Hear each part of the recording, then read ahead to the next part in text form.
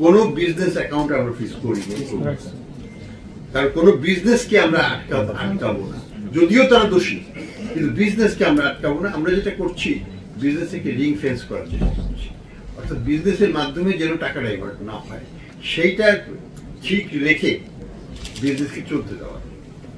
আপনি দেখুন আমরা সব বিজনেসই প্রায় সচল আছে, বেক্সিমকো ফার্মাই বলি, আকাশের কথাই বলি, আমরা সালমের বিভিন্ন এই পাওয়ার প্ল্যান্টের কথাই বলি, সবগুলোই কিন্তু আমরা আমাদের দিক থেকে কোনো বাধা আমরা সৃষ্টি করিনি। এখন তারা যদি চালাতে না পারে সেটা তো আমরা চালিয়ে দিব না, তো সেটা অন্য বিষয়, কিন্তু আমরা কোনো বাধা সৃষ্টি করছি না। কোনো ব্যাংক অ্যাকাউন্ট, একটা ব্যাংক অ্যাকাউন্টও ফ্রিজ করা হয় নাই যেটা কোনো প্রতিষ্ঠানিক অ্যাকাউন্ট।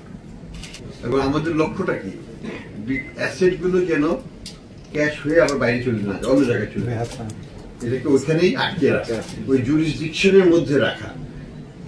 তারপরে কি আইনগত প্রক্রিয়া, তখন তাদের কোর্ট দেখবে যে এই টাকাটা কি আসলে সৎভাবে অর্জিত নাকি বাংলাদেশ থেকে লন্ডার্ড করে মানি নিয়ে কি এটা করা হয়েছে, না দুর্নীতির উপায় অবলম্বন করে এটা করা হয়েছে, সেটা সেখানকার কোর্ট আমাদের রিকোয়েস্টের ভিত্তিতে সেখানে বিচার করে যদি তারা মনে করে যে এটা বাংলাদেশের টাকা অসৎ উপায়ে অর্জিত, এটা সোর্স অফ মানি তারা দেখাতে পারছে না, এই টাকাটা তারা সিএফআইও ব্যবসায়িক কোনো অ্যাকাউন্ট যদি না কোনো বড় ধরনের অভিযোগ বা প্রমাণক পাওয়া যায় তাহলে আমরা কোনো ব্যবসায়িক অ্যাকাউন্ট ফ্রিজ করে নিই। নর্মালি ব্যক্তিগত অ্যাকাউন্ট ফ্রিজ করেছি, দুই একটা ব্যক্তির প্রপার্টারশিপ হয়েছে, তবে আমরা শুধু বিএফআইও নিজের থেকেই অ্যাকাউন্ট ফ্রিজ করি না, কোর্টের অর্ডারে ফ্রিজ করি এবং বিভিন্ন অ্যালিয়ের রিকোয়েস্টও আমরা ফ্রিজ করে থাকি।